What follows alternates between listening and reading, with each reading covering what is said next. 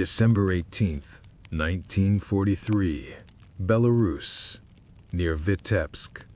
A forest so quiet it feels like the world is holding its breath.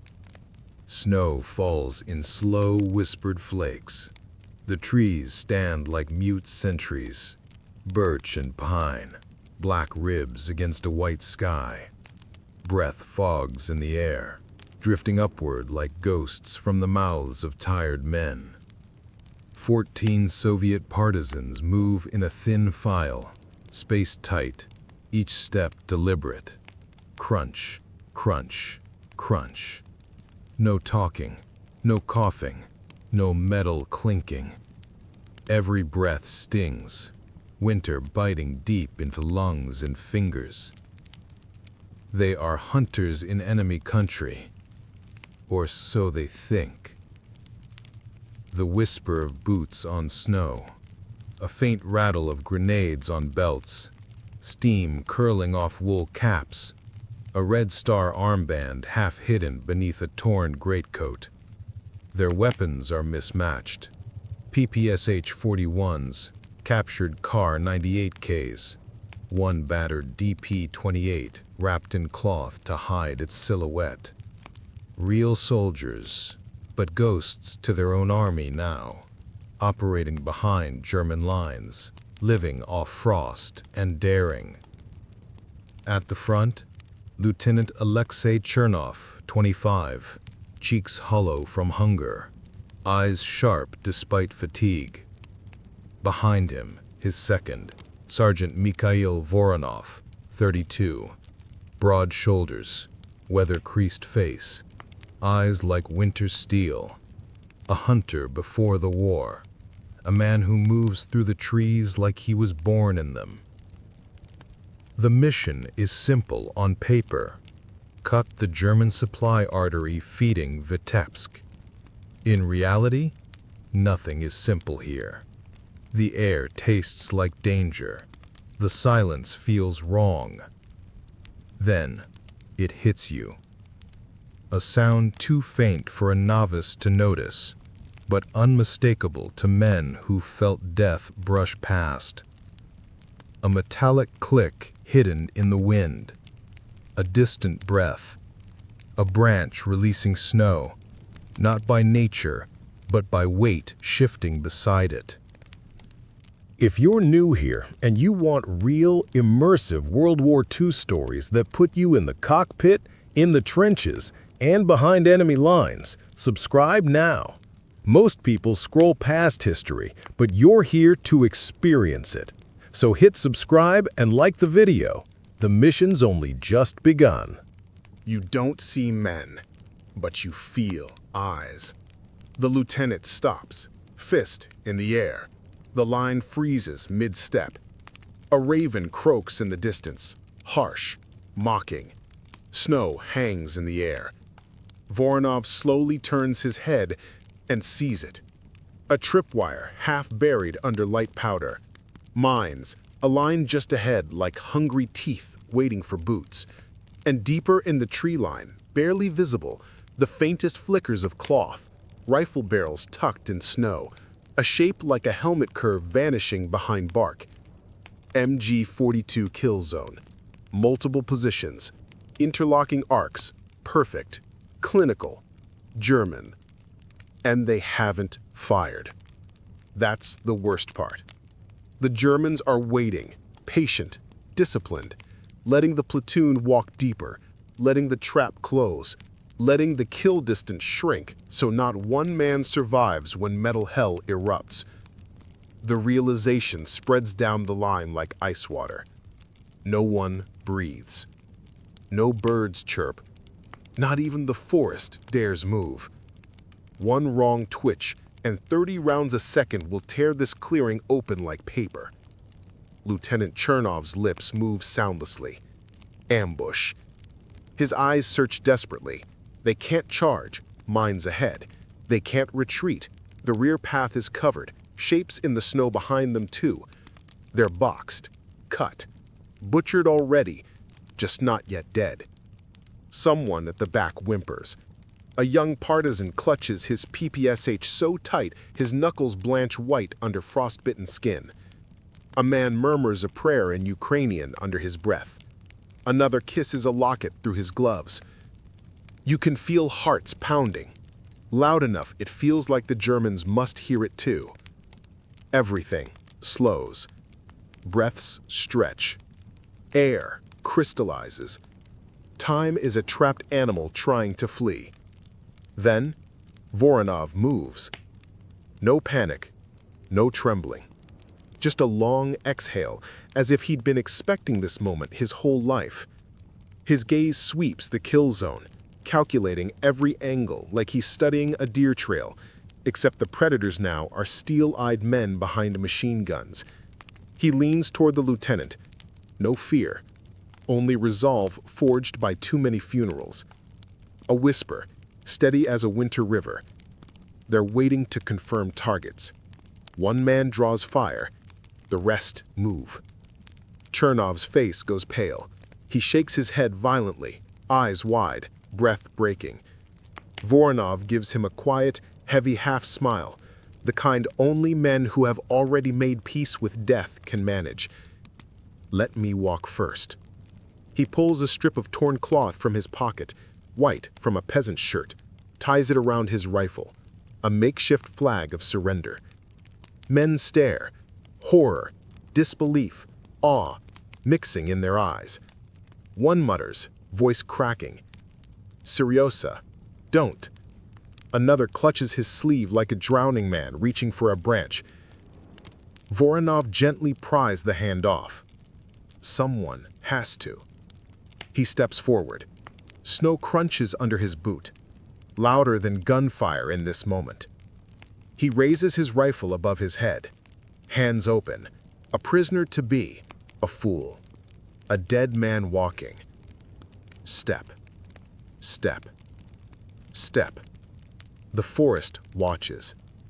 German helmets shift in the tree line, surprised, confused. Their fingers hover on triggers, not yet closing. They want prisoners. They want interrogation. 20 meters. Air trembles. 30 meters. His breath fogs like smoke from a burning soul. Then, a twitch of his hand, a pin pulled silently. He drops low, arm whipping forward, smoke grenade arcing, spitting sparks, hissing white fury. He dives sideways, coat flaring, and the world erupts. MG-42s scream, trees explode, snow vaporizes. His body turns into a blur of motion, zigzagging, rolling, firing bursts that are more defiance than aim. The trap snaps shut, but on its own teeth. Behind him, bodies rise, weapons ready.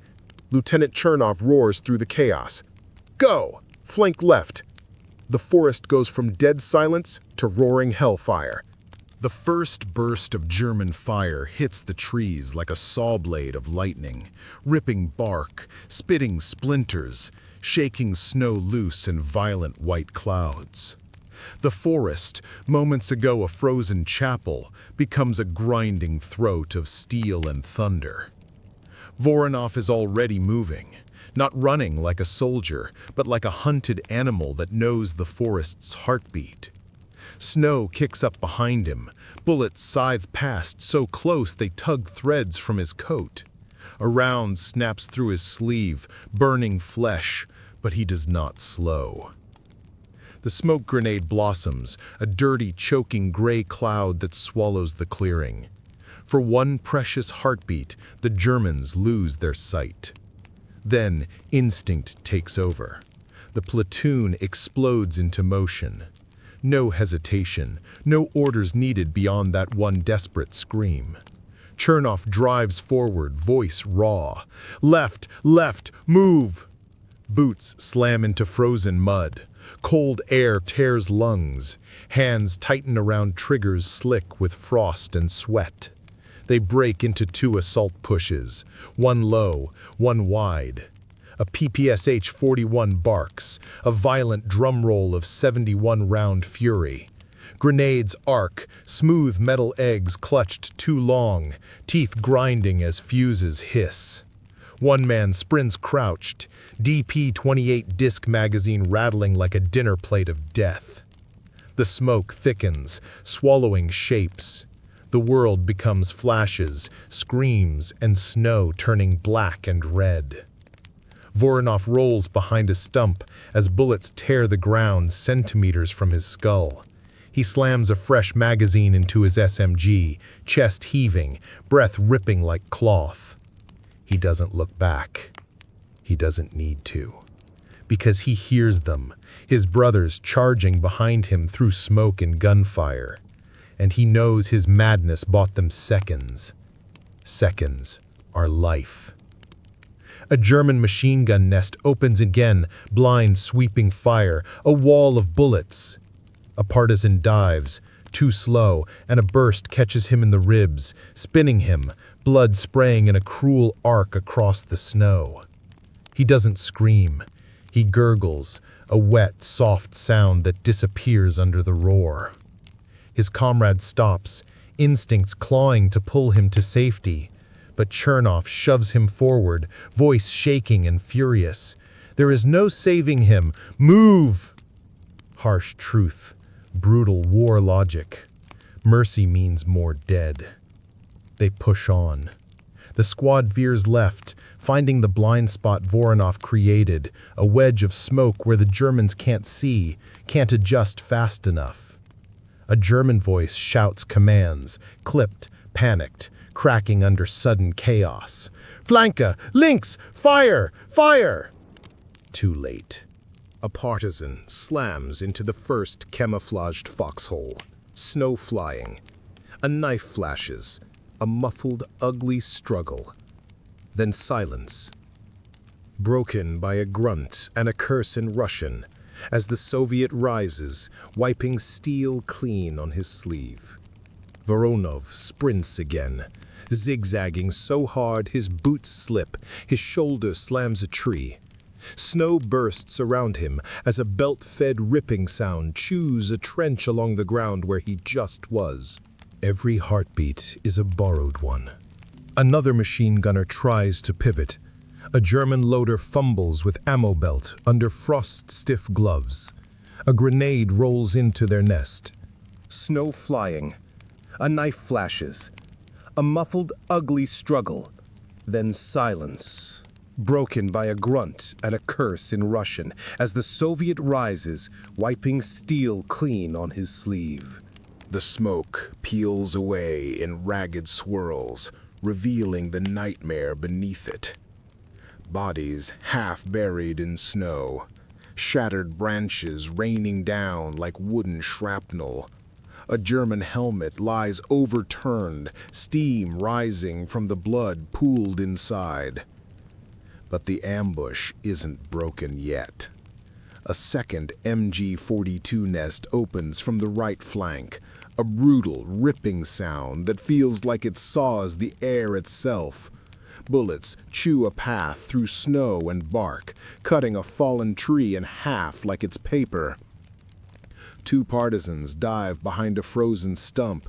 Splinters pepper their faces. One spits blood. The other can't stop shaking. Voronov sees the muzzle flash, sees the rigid posture of the gunner, textbook Wehrmacht discipline. He sees the loader feeding belts, face stone cold with duty. He has maybe 3 seconds before they finish adjusting fire and slice the platoon apart. He breathes once, a long, steady inhale that tastes like pine and gunpowder. Then he runs. Not in a straight line, but in that strange, zig-laden hunter's sprint that belongs to animals chased by rifle fire. Snow rips under his boots. His coat snaps behind him like a torn banner. The MG-42 barks. Tracer lines hiss past, inches from flesh. One round grazes his scalp, heat and blood and white sparks in his vision. Another tears through his shoulder strap, ripping off his ammo pouch. He does not stop. He drops low, slides on his side across packed snow like a man sledding straight into death, raising his PPSH as he skids. A roar of fire straight into the nest.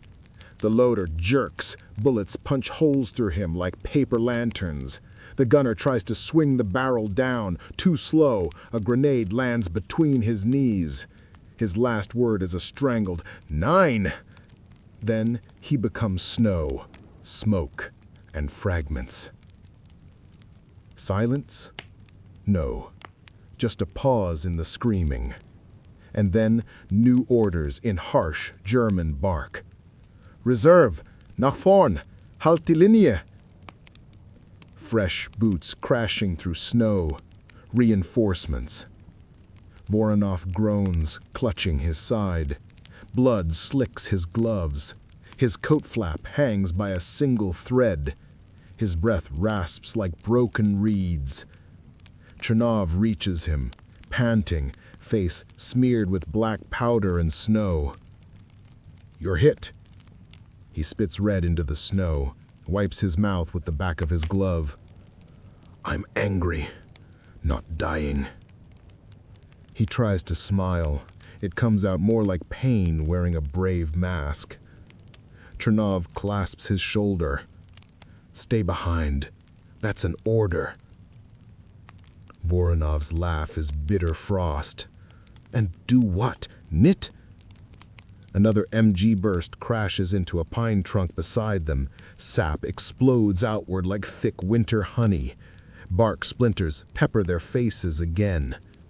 Chernov wipes blood from his cheek, voice low, fierce. "We flank. They fold. One push." He signals with 2 fingers, sweeping gesture left. The partisans tighten formation. Close, tight, breathing harsh. Their boots dig into snow. Gloves tremble around triggers, faces carved by fear and fury. They move, low, fast, silent, like wolves closing on a wounded stag. A German rifleman steps out from behind a tree. Too late. A partisan drives a knife under his ribs, muffling his cry with a gloved hand. He crumples, eyes wide, snow darkening beneath him. Another German fires wildly, adrenaline making his hand shake. Bullets crack through branches overhead. Before he chambers the next round, a PPSH burst knocks him backward, head snapping, body folding into the drift like a puppet with cut strings. Closer now. The trench line comes into view. Shallow, snow-packed, logs stacked, helmets bobbing.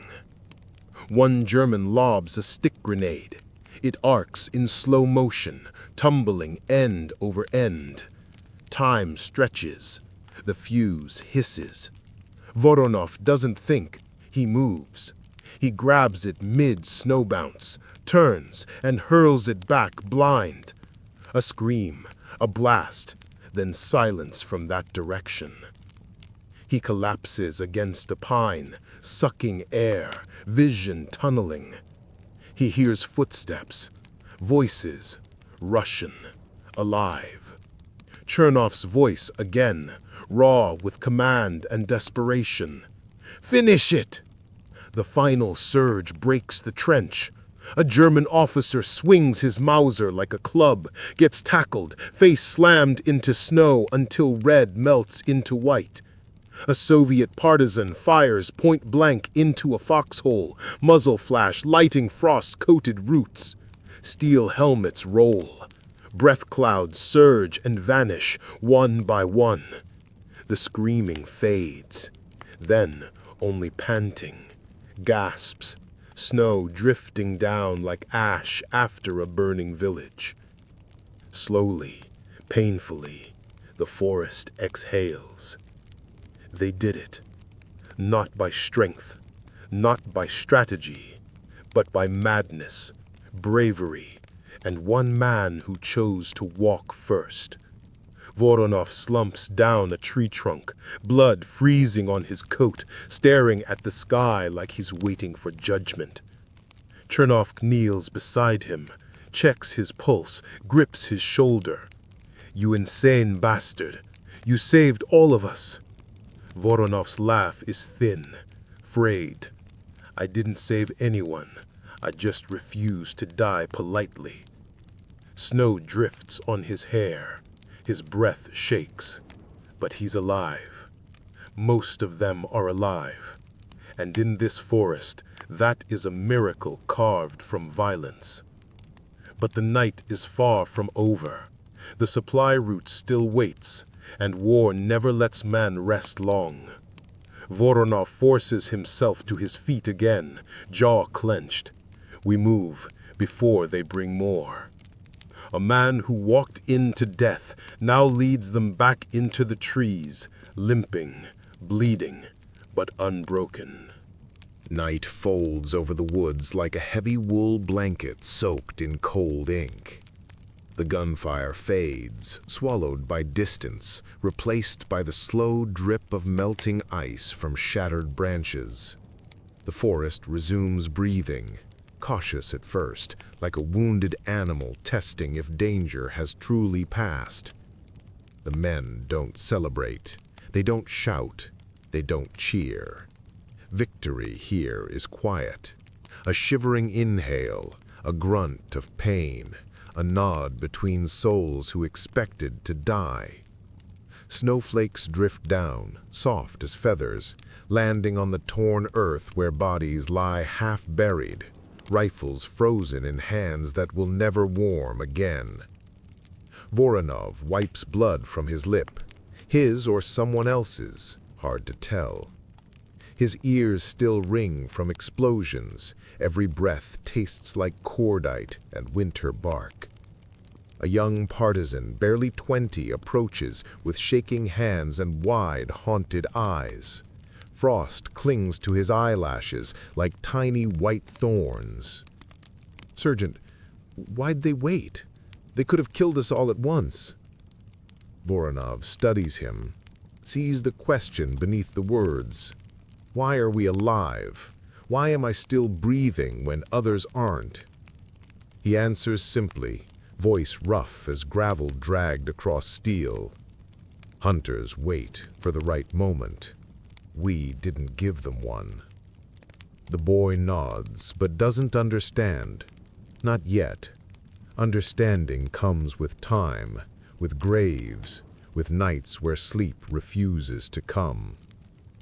Chernov moves along the line, checking wounds, binding arms, tying off tourniquets, and whispering reassurance with a voice cracking under weight he'll never speak aloud.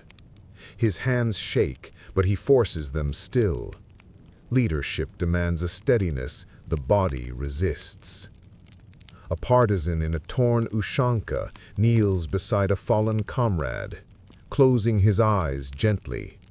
He murmurs in Belarusian, a prayer soft enough the wind almost steals it. One dead. One, where it should have been 14.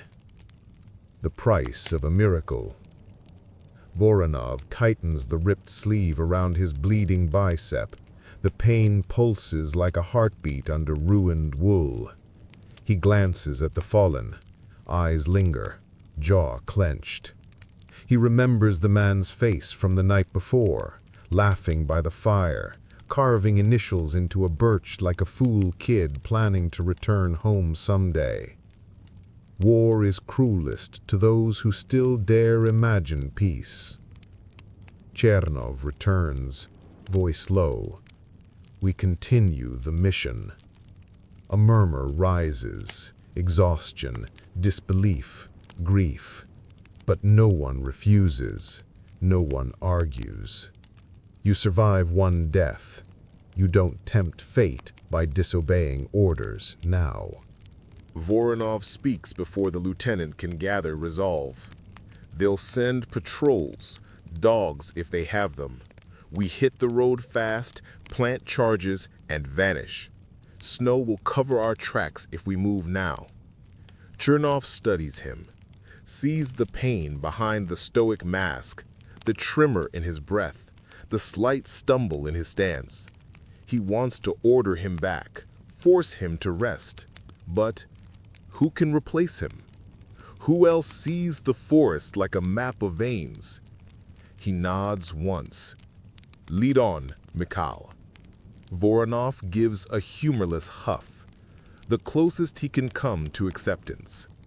The group forms up, tighter now, shaken but sharpened by fire. They move through the trees in silence, smoke still clinging to coats like a ghost that refuses to release them. Their footsteps crunch in unison, practiced, controlled, each sound deliberate. The forest presses close, tall trunks rising like cathedral pillars around them. The wind whistles through pine needles, mournful, ancient, indifferent. They approach the German supply track, a narrow, frozen road cutting through the woods. Tire marks, boot prints, the faint smell of gasoline and tobacco drifting in the cold. Voronov signals a halt, hand raised, palm flat. He kneels, touches snow, studies pressure marks, listens to the distant rumble of engines. His eyes sharpen. Convoy passed half an hour ago. Patrol might circle back. He reaches into his coat, withdraws explosives wrapped in cloth, wires coiled like sleeping serpents.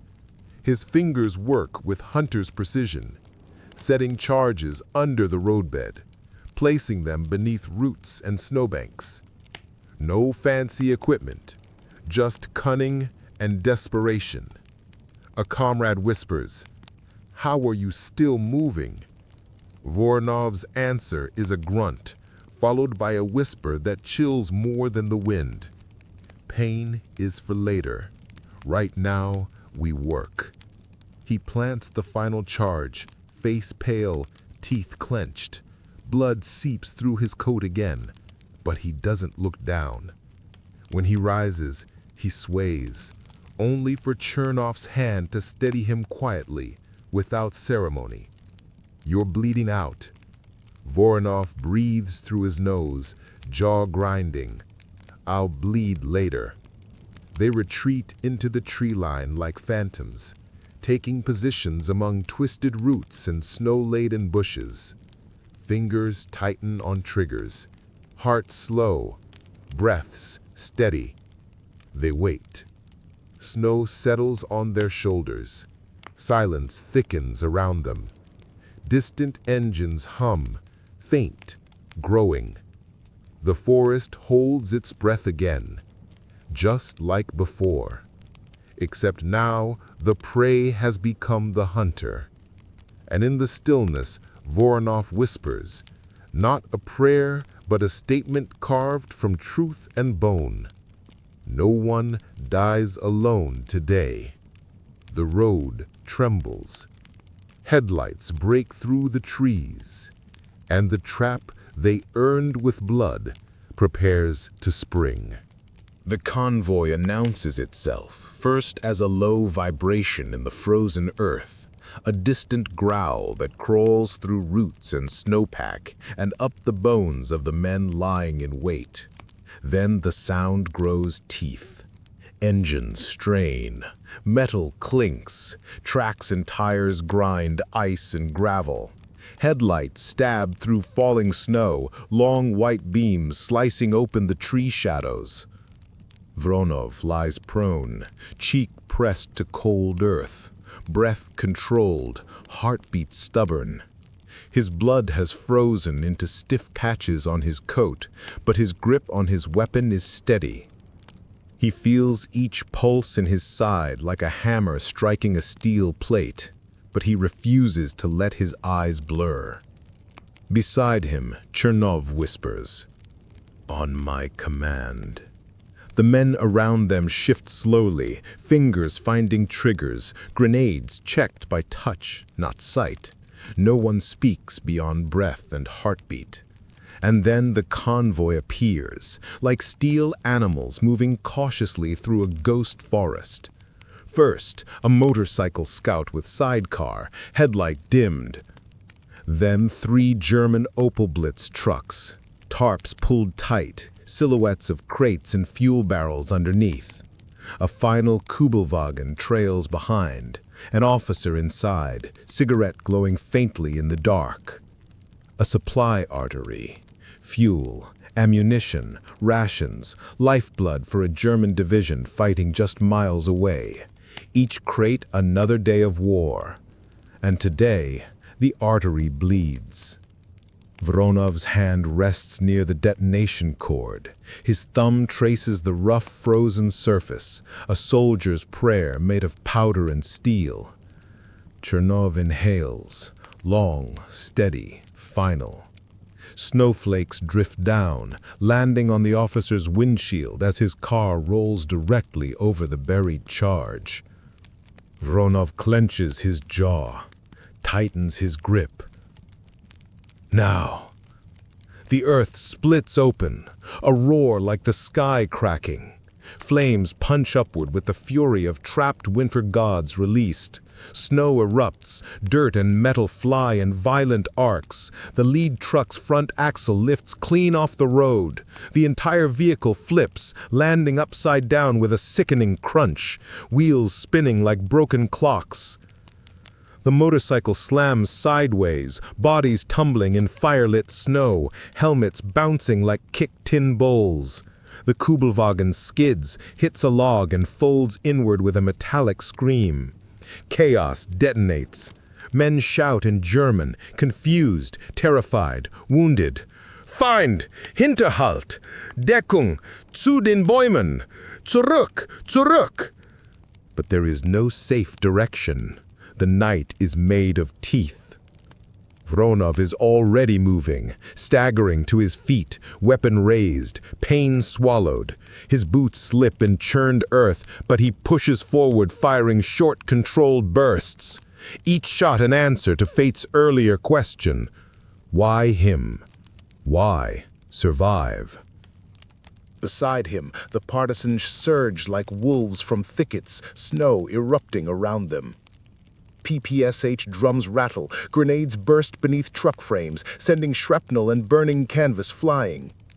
One partisan swings a Molotov, fire blooms, glass shatters, flames dance across tarp and flesh alike. A German soldier rolls on the ground, coat burning, screaming, until a single round ends the sound. The air fills with smoke and winter steam, breath clouds tangling with gunpowder fog. Chernov charges the rear truck, firing into silhouettes as they try to jump free. A German officer raises his pistol. Chernov tackles him into snow, wrenching it away, driving a knife beneath his ribcage.